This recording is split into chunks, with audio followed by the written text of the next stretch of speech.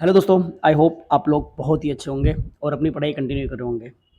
तो आइए, आज का टॉपिक है हमारा कैलकुलेशन ऑफ गुडविल।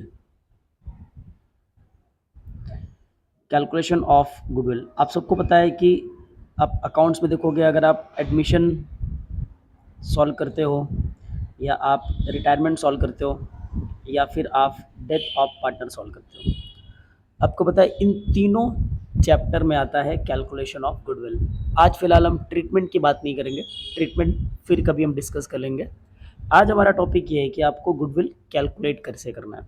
अगर आपको क्वेश्चन में ऑलरेडी दिया है गुडविल का अमाउंट, तब आपको कैलकुलेट करने की ज़रूरत नहीं पड़ती है। लेकिन अगर आपको गुडविल का अमाउंट नहीं दिया है और सिर्फ नंबर ऑफ ईयर्स और उनके प्रॉफिट दिए हैं, उस समय पे आपको गुडविल को कैलकुलेट करना पड़ता है। तो दोस्तों, गुडविल निकालने का दो मेथड होता है। सबसे पहला होता है एवरेज प्रॉफिट मेथड, और इस एवरेज प्रॉफिट मेथड में आपको दो फॉर्मूलाज देखने को मिलेंगे। सबसे पहले हम निकालते हैं एवरेज प्रॉफिट। ठीक है, so average profit is equal to total profit minus total loss. इसमें लॉस बहुत ही रेयरली दिया रहता है, लेकिन आपको प्रॉफिट ज़रूर दिया रहेगा, और अपॉन रहेगा नंबर ऑफ ईयर्स। ये पहला फॉर्मूला है। तो average profit is equal to total profit minus total loss upon number of years.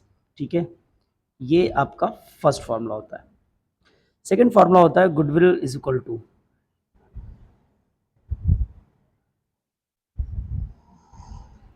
Second formula रहेगा आपका गुडविल इज इक्वल टू। तो गुडविल इज इक्वल टू होता है आपका एवरेज प्रॉफिट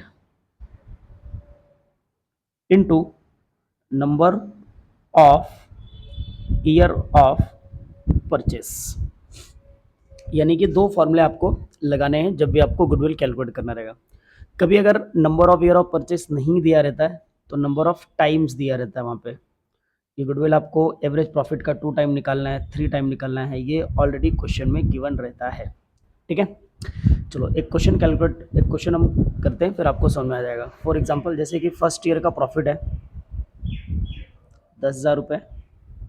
ठीक है, सेकेंड ईयर का प्रॉफिट है आपका 20,000 रुपये, और थर्ड ईयर में आपको दिया हुआ है 6,000 रुपये, लेकिन ये 6,000 रुपये आपको दिया हुआ है लॉस। ठीक है, तो फर्स्ट ईयर प्रॉफिट कितना हुआ? 10,000। Second year 20,000। थर्ड ईयर में क्या हो रहा है? 6,000 आपको लॉस हो रहा है।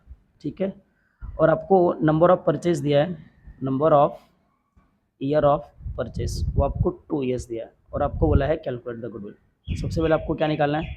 सबसे पहले आपको निकालना है एवरेज प्रॉफिट। तो average profit total profit minus total loss upon number of years. तो टोटल प्रॉफिट आप कितना निकालोगे? देखो, 10 और 20 दोनों का ऐड करोगे, यू विल गेट 30,000। 30,000 में से कितना माइनस करना है आपको? 6,000 अपॉन नंबर ऑफ ईयर कितना? 3। जितने साल का डेटा रहेगा वो आपका नंबर ऑफ ईयर होता है। तो अगर आप 30 में से 6,000 माइनस करोगे, कितना बचेगा? 24,000। अब आप 24,000 को 3 से डिवाइड कर दो, कितना आंसर आएगा? 3 8 ज़ा 24, यानी कितना आ गया? 8,000 रुपये आ गया आपका एवरेज प्रॉफिट। याद रखो, it's not a goodwill, it's a average profit. तो आपका एवरेज प्रॉफिट कितना आ गया? 8,000। ठीक है, अब हमें निकालना है गुडविल। तो गुडविल का फॉर्मूला फाइनली ये होता है, गुडविल इज इक्वल टू आपका जितना भी एवरेज प्रॉफिट आया रहेगा into number of year of purchase लिखना है। तो देखो, आपका गुडविल कितना आया? 8,000 आ गया। Number of year of purchase कितना है भाई? 2 ईयर्स है। तो आपका गुडविल कितना हो गया? आपका गुडविल होगा टोटल 16,000। ठीक है, अब याद रखना, ये 16,000 क्या है? आपके पूरे के पूरे फर्म का गुडविल है।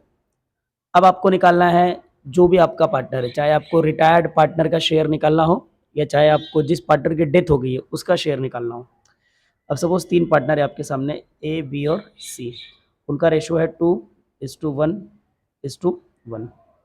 अब उसमें से सपोज कि जो हमारा सी है, हमें इसका शेयर निकालना है, सी का शेयर। तो सी का शेयर कितना हो जाएगा आपका? 1/4। ठीक है, सी का शेयर कितना हो जाएगा आपका? 1/4। 4 इंटू कितना कर दोगे आप 8000। 1/4 कैसे आया, क्योंकि हम लोग क्या करते हैं 2 + 1 + 1, तो कितना हो जाएगा 4। तो आप क्या करोगे 1/4, 4 2 ज़ा 8, यानी कि आपका जो रिटायर्ड पार्टनर होगा उसका गुडविल का शेयर कितना आएगा 2000, या जो जिस पार्टनर की डेथ होगी उसका गुडविल का शेयर कितना आया होगा 2000 रुपये। ठीक है, अब आपको ये 2000 रुपये कहाँ लिखना है, ये डिपेंड करेगा आपके गुडविल के ट्रीटमेंट की। जो भी आपको ट्रीटमेंट दिया रहा है उसके हिसाब से ये गुडविल आपको लिखना पड़ता है। आई होप ये पॉइंट आपको समझ में आया रहेगा। अगर आपको वीडियोस पसंद आ रहे हों तो लेक्चर्स को लाइक करो, सब्सक्राइब करो और अपने दोस्तों को भी शेयर करो। और कोई और टॉपिक अगर आपको लगेगा कोई एडजस्टमेंट ऐसा कुछ डिफिकल्ट है तो नेक्स्ट टॉपिक में हम वो भी डिस्कस कर लेंगे। फिलहाल आज के लिए इतना ही है। Thank you very much.